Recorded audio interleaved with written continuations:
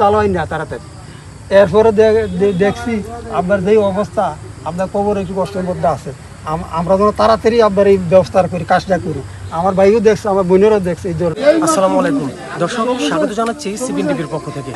দর্শক, আপনারা জানেন যে আমরা আমাদের সিপিএন টিভির মাধ্যমে প্রতিনিয়ত খবরের পাশাপাশি আপডেট কিছু দেখানোর চেষ্টা করি। সেই ধারাবাহিকতায় আজকে আমাদের অবস্থানটা কুমিল্লার বুড়িচং উপজেলার আগানগর চেয়ারম্যান বাড়ি এলাকায়।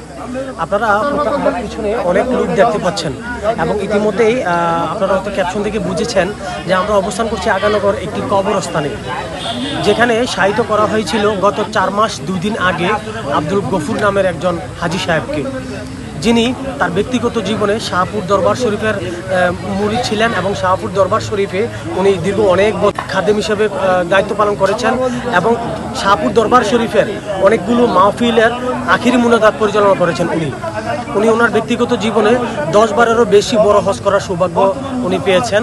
আজকে আমরা এখানে অবস্থান করছি এবং আমরা যদি আপনাদেরকে জানাই যে ওনাকে আজকে এই কিছুক্ষণ আগে কবর থেকে ওনার লাশ পুনরায় উত্তোলন করা হয়েছে। আর উত্তোলন করার কারণ, যে মূল কারণটা, সেটা হচ্ছে যে ওনার 4 ছেলে এবং 4 জন মেয়ে ছিল জীবন দশায়।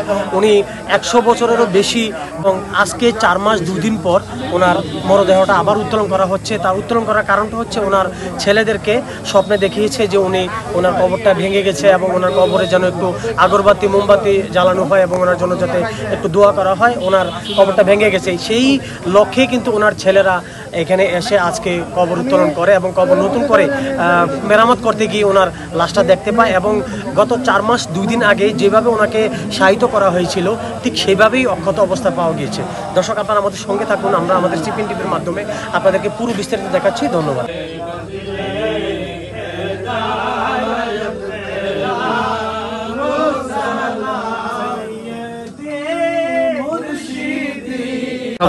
আসসালামু আলাইকুম ওয়া রাসূলুল্লাহি ওয়া রাহমাতুল্লাহি ওয়া আলামিন। আমি মাওলানা মোহাম্মদ মিজানুর রহমান, আগানগর কানকা শরীফ।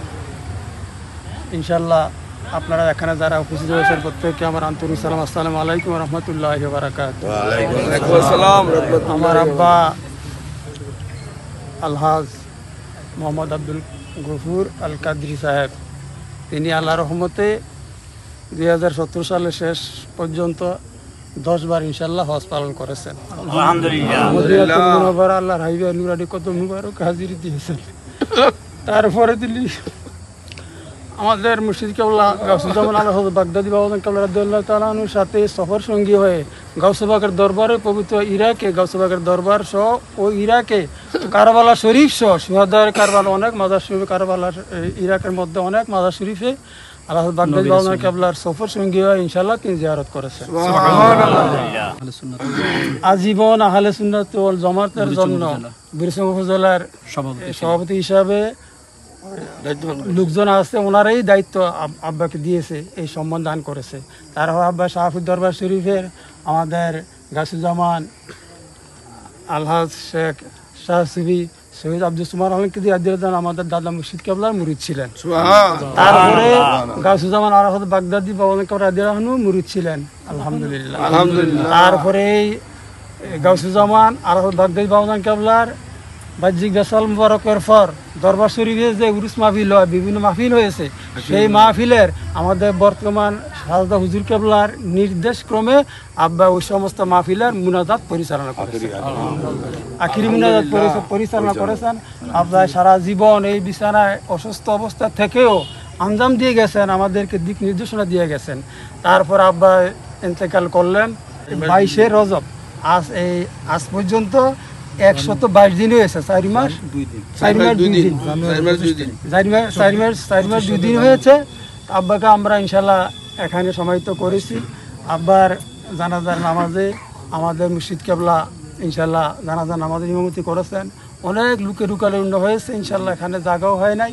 মুর্শিদ কেবলা নিজে এই জানাজার নামাজ আদায় করে এখানে এসেছেন। এখানে এই দাফন পর্যন্ত হুজুরকল্লা ছিলেন। তারপর ক্যাম্প শরীফ দিয়ে মুনাজাত দিয়ে হুজুরকল্লা বিদায় নিয়েছেন।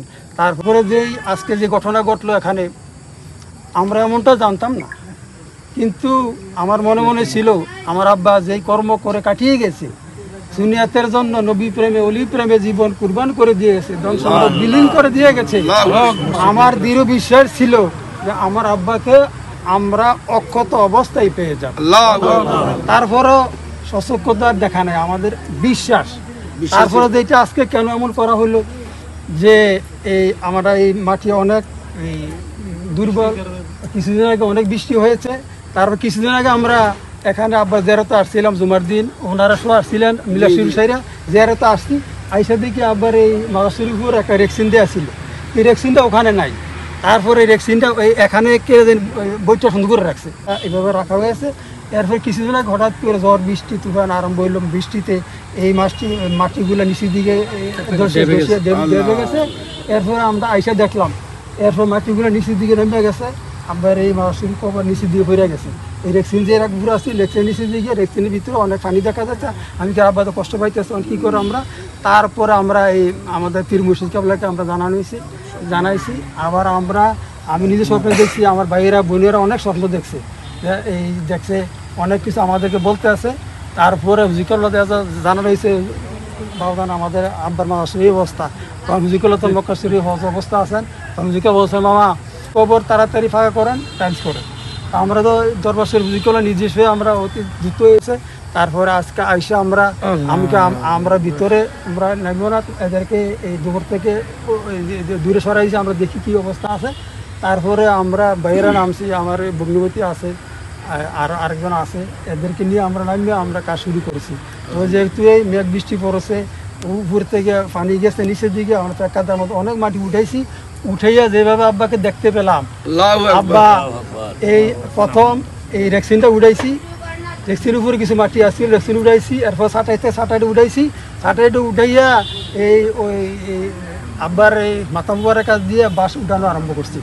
বাঁশ এই 2-3টা বাঁশ উঠেই দেখি কাফনের ভিতরে আব্বার এই মাথা মুবারক এই কেবলা মুখী অবস্থায় রয়েছে। আমি একটু ধরে দেখলাম, ধরে একটু চাপ দিয়ে দেখলাম না অনেক শক্ত। এরপর আস্তে আস্তে বাঁশ উঠাইতে আসছি, অনেক ফেক্কাদা পরে আছে বৃষ্টির কারণে, আস্তে আস্তে আমরা পরিষ্কার করতে আসি। এরপর দেখলাম এই জায়গায় ধরছি, আমি এই জায়গায় কাফনের নিচে ধরে অনেক শক্ত। আবার এদিক দেখলাম, এরপরে আবার এদিক ধরছি, হাতগুলো আঙুল কাফনের ভিতরে চিপতে চাইছি। এবার এটা তার আমারটা তারও শক্ত, এদিকে চাইলাম। এরপর আস্তে আস্তে পরিষ্কার করতে কতবার গেছি, এখানে যারা আছে গ্রামবাসী অনেকটা দেখাইছি, এরা এইগুলো দেখছে, দেখে আমি দেখেন টিপে টিপে দেখাইছি। এই অবস্থা আছে, হয়তো জীবিত ফিরে আসবেন কিনা, অসুস্থ, একবার এত অসুস্থতার মধ্যে উনি গেছে। এই অবস্থায় উনি ওই বছর 29টা উমরা হজ পালন করেছেন, এবং ওনাকে কবর থেকে যখন ইয়া করা হয়েছে, ওনার হাতগুলো এমন ভাবে পজিশনে ছিল, যেইভাবে আমরা ইয়া নবী সালাম আলাইকা বলার সময় হাতগুলো যেইভাবে আমাদের যেই পজিশনে থাকে, ওনাকে কবরের মধ্যে এই পজিশনে পাওয়া গেছে, কিন্তু ওনার হাতগুলো এইভাবে দেওয়া হয় নাই, পাওয়া গেছে এই অবস্থায়। স্বাভাবিকভাবে হাতগুলো ছিল, কিন্তু পাওয়া গেছে কেয়াম শরীফ করা অবস্থায় হাতগুলো আমাদের যে অবস্থায় থাকে ওই অবস্থায় পাওয়া গেছে। গফুর সাহেবের সাথে আমি 1982 সাল থেকে চলি। আমি গফুর সাহেবের সাথে এই মসজিদে 11 বছর ফজর নামাজ পড়তাম। আমি বিকেলবেলা বেশিরভাগ বুড়ুসুন দিত, প্রায় সময় দেখতাম সে রোজা থাকতো, আর নামাজ অলিয়া উলিয়ার শানে কথাবার্তা বলতো। যেই অবস্থায় থাকতেন তিনি অলিয়া উলিয়ার শানে রাসূল প্রেমিক এবং অলি প্রেমিক ছিলেন। আর কোনো বাজে কথা বলতো না, কোনো কথা দেখছি না যে কোনো খারাপ সেন্সে কোনো কথা। তবে আজকে যা দেখলাম, অলিরা কোরআনে আছে যে অলিদের কোনো মৃত্যু নেই, তারা কোনো ভয় নাই এবং কোনো চিন্তিত হবে না। তো আজকে এইটা কোরআনের আয়াতের মাধ্যমে আব্দুল গফুর সাহেব আল কাদরি তাদের দ্বারা প্রমাণিত হইল কোরআনের আয়াতটা, যে আখলাক, যে আদর্শ, ওনার থেকে আমরা অনেক কিছু শিখছি, নাগুলি গান আমরা শিখতাম না। অনেক সময় আমাকে নিয়ে শাহপুর যাইতেন উনি, তো উনি আমরা যাইতাম উরু শরীফে, প্রায় উরু শরীফে যে আখির মোনাজা হইতো, উনি দেখতাম যে আখির মোনা দিত, হুজুর বলতো না আমার নানাই দিব, যে আমরা আছে আমাদের কৃষক হুজুর, যে কাউকা হুজুর বলতো নানাই দিব। তো উনি যখন থাকতো আখির মোনাজা দিত না। তো ওনার অনেক কেরামতি আমরা দেখছি, সবগুলো তো বলা যায় না, সেগুলো বলতে নিষেধ করছে, এগুলো বললো না। আমি ছোটকালে দেখছি যে আমার আব্বা শাহপুর দরবার শরীফ যাইতেন, এবং এই যে মিজানুর রহমান সাহেবের বাবার সাথে তার একটা ঘনিষ্ঠতা ছিল, এবং বাড়িতে মিলাদ করুক, এবং আমাদের ওই যে হরিপুর খানকা, এই খানকাতে এই খানকার মিলাদ শুরু করে টোটাল খানকার সকল কার্যক্রম আলহাজ গফুর সাহেব পালন করতেন। তোবা জানে রহমত পেলা কুসালাম হেদায়ত পেলা কুসালাম